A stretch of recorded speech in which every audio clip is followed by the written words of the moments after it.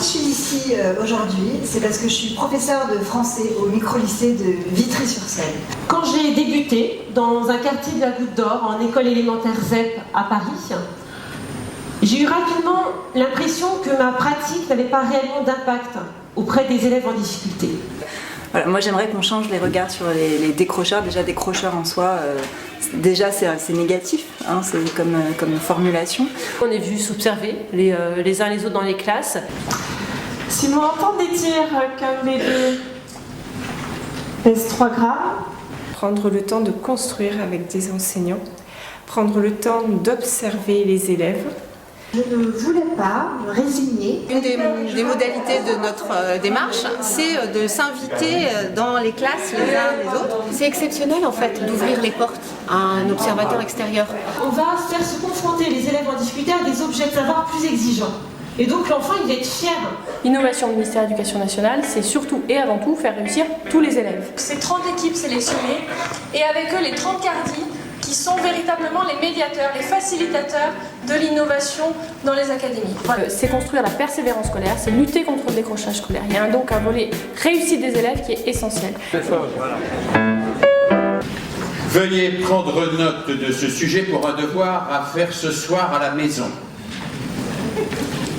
Aujourd'hui, c'est peut-être un peu plus difficile que d'habitude de militer pour le plaisir d'apprendre. Pourquoi les poésies de Jules Slovaki, ce grand poète, contiennent-elles une beauté immortelle qui éveille l'enthousiasme? Puisque je vous ai expliqué 1000 fois que cela vous enthousiasmait. L'enseignement est innovation ou n'est rien. Si je ne suis pas dans quelque chose qui vit, qui vibre, et qui est d'une certaine manière nouveau pour moi et pour les élèves, alors c'est pas la peine d'enseigner. J'ai vécu de vous attendre et mon cœur n'était que vos bras. Merci. Alors le dispositif apprenti-chercheur, c'est l'accueil de collégiens et lycéens dans les laboratoires de recherche. Et ils mettent la blouse, mettent les gants et font des expériences avec nous. Et puis à la fin de l'année scolaire, eh bien, ils font une autre facette de notre métier qui est la communication scientifique. Et ainsi, dans chaque centre de recherche qui participe, nous avons un congrès des apprentis-chercheurs. Et puis à moi, qu'est-ce que ça m'apporte? Franchement, d'aller voir un cours d'éducation physique et sportive. En termes d'activité des élèves, de mise en activité des élèves, on observe vraiment concrètement les uns les autres quand on va voir dans les classes que les élèves sont en activité. Vraiment, c'est pour ça qu'on est là aujourd'hui toutes les deux, c'est important. Moi, dans mon engagement d'enseignante, je crois profondément en l'éducabilité de tous les élèves. Et en faisant réussir tous leurs élèves, les professeurs redécouvrent leur métier. Et donc l'innovation, c'est aussi finalement un peu de la formation continue, je dirais plutôt encore plus du développement professionnel continu. Je crois que ce qui fait que ça marche au micro-lycée, c'est qu'on a une équipe de profs et ça c'est hyper précieux. Il y a beaucoup à jouer sur l'évaluation en fait. Voilà. Je crois que la note vraiment, ça peut casser un élève. Le titre de l'intervention, ça va être contexte et performance. Donc, contexte et performance scolaire.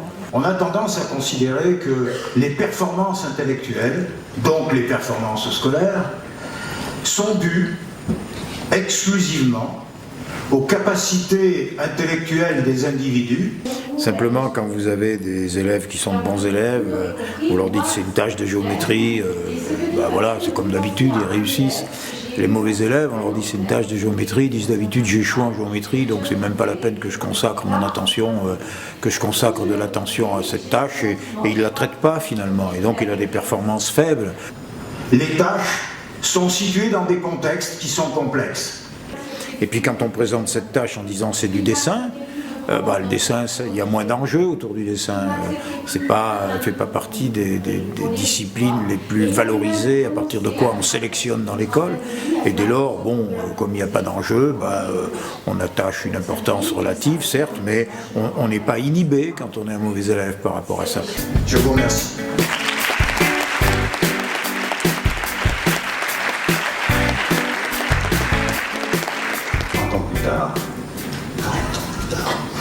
Je suis revenu dans les quartiers populaires à l'occasion d'une enquête, comme on vous l'a dit, je suis sociologue, donc j'ai enquêté sur les milieux populaires et les familles populaires, donc on a beaucoup parlé de l'école. Les modèles éducatifs scolaires sont aujourd'hui plutôt des modèles éducatifs de classe moyenne qui sont très loin des modèles familiaux et éducatifs des catégories populaires. Donc il y a une sorte d'incompréhension réciproque. Que l'école était une espèce de machine qui, en général, fonctionnait la plupart du temps sans eux. Mon ambition, c'est d'abord que ce conseil fonctionne. Et on essaie de faire remonter les innovations et de faire remonter à la fois les problèmes et les innovations qui ont pu être développées. Au niveau des chercheurs, on avait une chercheuse qui était bien et qui n'a pas... Si certains parmi vous pensent qu'ils ont affaire à un geek, je leur dis non. Oui, le numérique, ça fonctionne, bien sûr. Les élèves sont passionnés et fonctionnent même beaucoup plus rapidement parfois que les enseignants. Mais qu'en font-ils de cet ordinateur? Ah oui, très important. Je suis un chercheur, alors il n'y a pas de vérité dernière. On est en train de construire des choses. Lorsque on rencontre les conditions qu'on a mis en place là, tendanciellement ça donne ça, quoi. Il y a de multiples autres facteurs qui interviennent évidemment dans la classe chez l'élève.